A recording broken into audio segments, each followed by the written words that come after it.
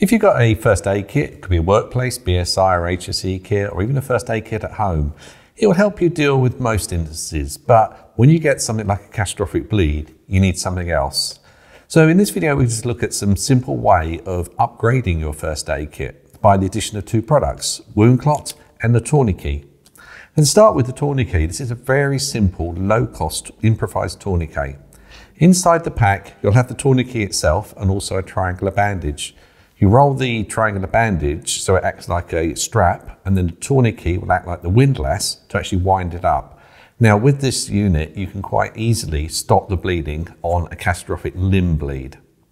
Now, in addition to this, we'd recommend you put Woundclot in. Now, Woundclot is a cellulose-based hemostatic agent. So what that means is it's a product that will form a gel-like plug over a cut and stop bleeding.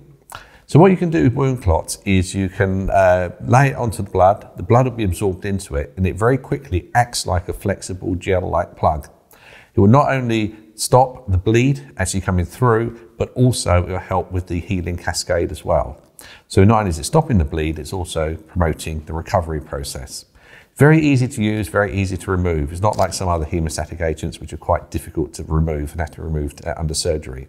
So Woundclot you could use on a catastrophic bleed. This kit here has a 10 by 10 square, so it's quite a large area. But you can also just tear it with your fingers. You don't need scissors. You can tear it up and actually place it over a cut. So you could have, for example, a 5 centimetre by 20 centimetre just by cutting this one small item up. So hemostatic gauze is something which has been around for a long time, but with Woundclot, it does make it a very simple, easy product to work. So basic first aid kit has dressings in, which they're not that brilliant at stopping bleeding. They're good, but if you add Woundclot on first, that will stop the bleed, then put your dressing over the top of it, that'll hold it in place, and you've just turned the basic, very low-cost dressing into an advanced hemostatic trauma dressing. So by addition of these two products into your first aid kits, you can turn any first aid kit into a trauma kit.